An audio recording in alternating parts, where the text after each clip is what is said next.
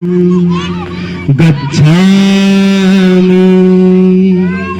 बुद्धं शरणं गच्छामि धम्मं शरणं गच्छामि संघं शरणं गच्छामि सत्यं शरणं गच्छामि बुद्धं शरणं गच्छामि।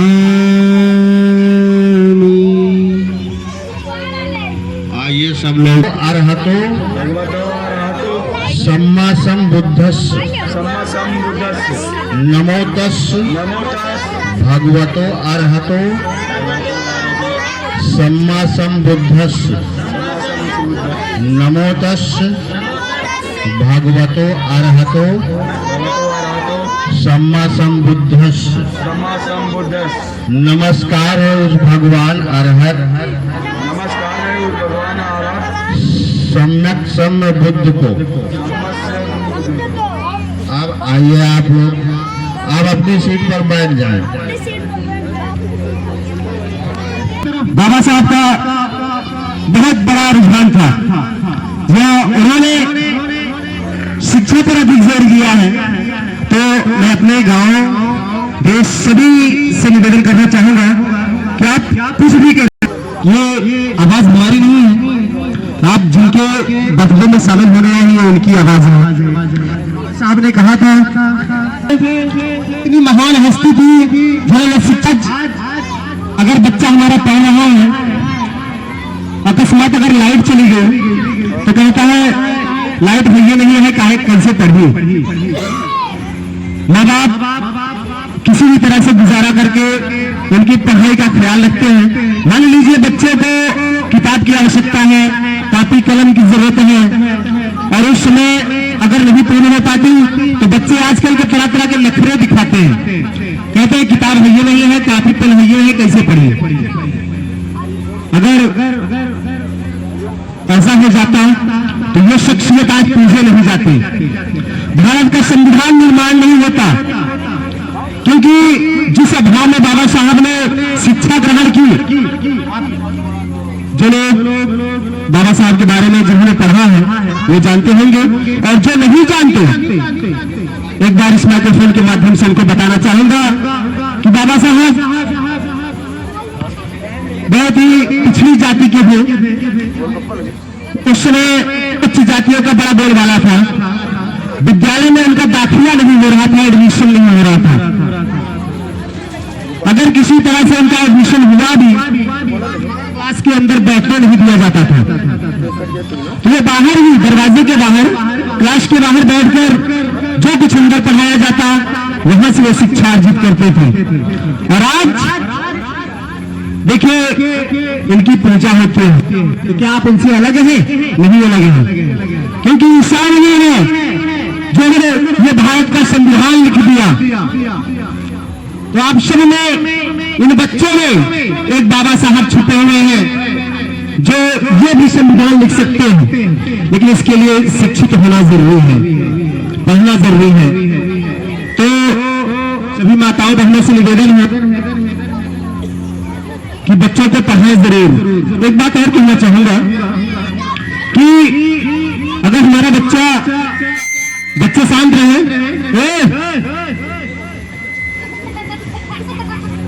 हमारे पास सुने वो बच्चे और ना करे। तो मैं कह रहा था माताओं बहनों से, बच्चा हमारा अगर रोने लगता है तो हम उसको कहते हैं भैया चुप हो जाए, जा अच्छे दुकान पे चीज लेके चलाओ, तो बच्चा चुप हो जाता है।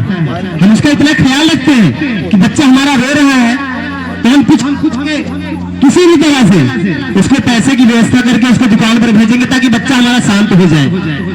लेकिन अगर आप इतना ख्याल रखते हैं तो यह भी ख्याल रखें कि बच्चा अगर हमारा स्कूल नहीं जा रहा है तो जिस तरह से आप उसको दुकान पर भेजते हैं डंडा मार के स्कूल भेजिए, तब ये बच्चा पढ़ेगा। क्योंकि अगर आज आपने थोड़ी सी ढिलाई बरत दी तो समझ लीजिए उनका भविष्य खराब हो गया।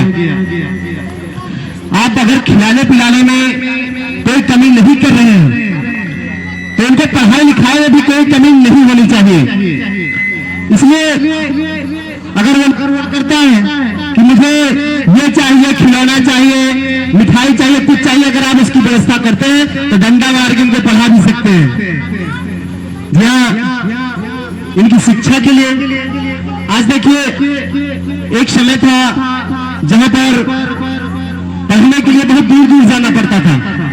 भैया हमारी बात छोड़िए, हम तो बहुत ज्यादा इस्माइलगंज, कमला नगर, सिकंदरा यहाँ तक पढ़ने गए हैं। लेकिन पहले की बात थी, लोग बड़ी दूर दूर तक पढ़ने जाते थे, स्कूलों का बहुत अभाव था, दूर दूर तक स्कूल नहीं थे। एक आध स्कूल कहीं मिलता था तो वहीं पूरे क्षेत्र के बच्चे जाकर पढ़ते थे। लेकिन आज गांव गांव में स्कूल खुले हुए हैं। किस लिए?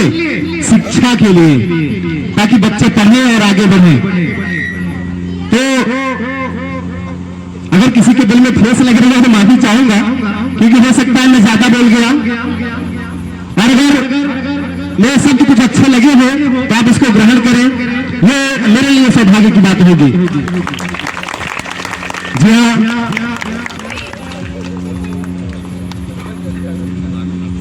ये बातें होती रहेंगी। बातों से पहले जिस कार्यक्रम के लिए ये आयोजन किया गया है, जिस चीज के लिए आयोजन किया गया है, आप उसमें शामिल होने आए हैं, तो इसके लिए एक बार सभी के चरणों में निवेदन करूंगा, हाथ जोड़कर, पांव जोड़कर, सब कुछ निवेदन करूंगा कि आप सब लोग अपने स्थान पर खड़े हो जाएं। अरहतो भगवतो अरहतो सम्मा सम्मासम बुद्धस्य नमो तस्य भगवतो अरहतो सम्मासम बुद्धस्य नमो तस्य भगवतो अरहतो सम्मासम बुद्धस्य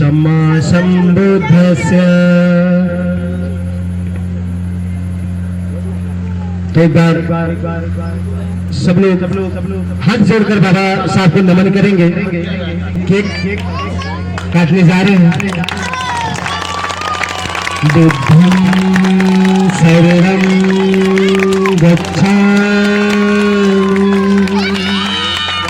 धम्मं शरणं गच्छामि, बुद्धं शरणं गच्छामि, धम्मं शरणं गच्छामि, बुद्धं शरणं गच्छामि, धम्मं शरणं गच्छामि, बुद्धं शरणं गच्छामि, संघं शरणं गच्छामि, सत्यं शरणं